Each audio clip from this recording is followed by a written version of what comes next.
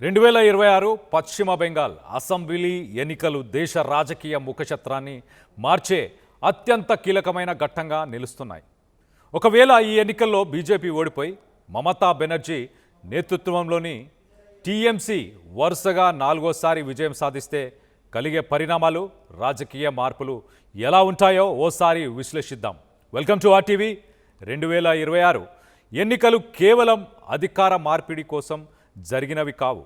ఇవి రెండు భిన్నమైన రాజకీయ సిద్ధాంతాల మధ్య జరిగిన యుద్ధం. ఒకవైపు బీజేపీ తన పూర్తి క్యాడర్ శక్తిని, జాతీయ నాయకత్వాన్ని రంగంలోకి దించితే, మరోవైపు మమతా బెనర్జీ ఒంటరి పోరాటం చేశారు.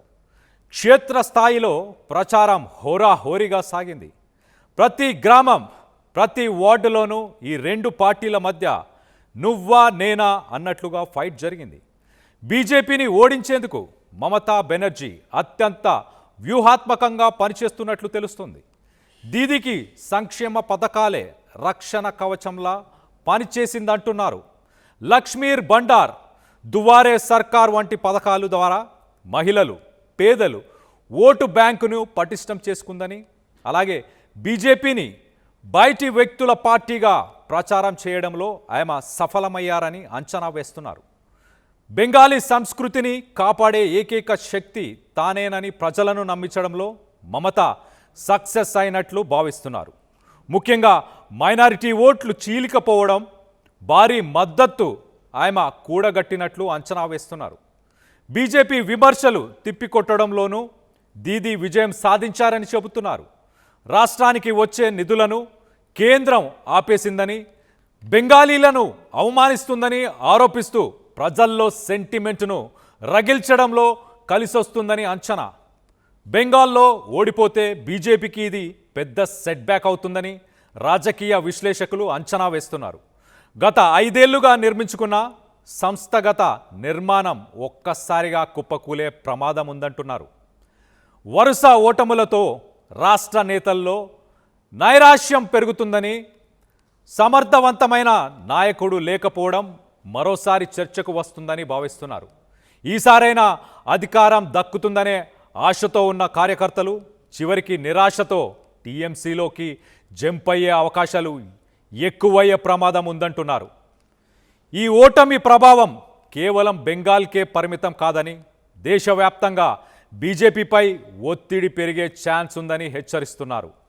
జాతీయ నాయకత్వం నేరుగా రంగంలోకి దిగినా ఫలితం రాకపోవడంపై స్వంత పార్టీలోనే అంతర్గత మదనం మొదలయ్యే అవకాశం ఉంది.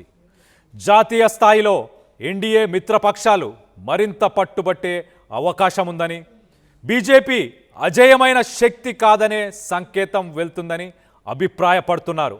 అటు మమతా బెనర్జీ విజయం సాధిస్తే ఇండియా కూటమికి కొత్త ఊపిరినిచ్చినట్లు ఉంటుందంటున్నారు. 2029 సార్వత్రిక ఎన్నికలకు విపక్షాలు ఏకతాటిపైకి రావడానికి ఇది ప్రేరణగా మారుతుందని అంచనా. టీఎంసీ గెలిస్తే దీదీ తిరుగులేని శక్తిగా అవతరిస్తారని, మమతా బెనర్జీ పశ్చిమ బెంగాల్ చరిత్రలో ఒక అజేయమైన నాయకురాయలుగా నిలిచిపోతారని అంటున్నారు. జాతీయ రాజకీయాల్లో ఆమె చక్రం తిప్పే స్థాయికి చేరుకుంటారని చెబుతున్నారు. అభిషేక్ బెనర్జీకి పార్టీలో, ప్రభుత్వంలో పట్టు మరింత పెరుగుతుందని, ఇది భవిష్యత్తు నాయకత్వ మార్పుకి మార్గం సుగమం చేస్తుందని అంచనా. ఒకవేళ బీజేపీ ఓడిపోతే అది ఆ పార్టీకి గొప్ప పాఠం అవుతుందని, కేవలం భావోద్వేగాలు, జాతీయ అంశాలతో బెంగాల్ వంటి రాష్ట్రాల్లో గెలవడం సాధ్యం కాదని నిరూపించినట్లు అవుతుందని అంచనా వేస్తున్నారు. మరి దీదీ సక్సెస్ కంటిన్యూ అవుతుందో లేదో మరికొద్ది గంటల్లో తేలబోతుంది.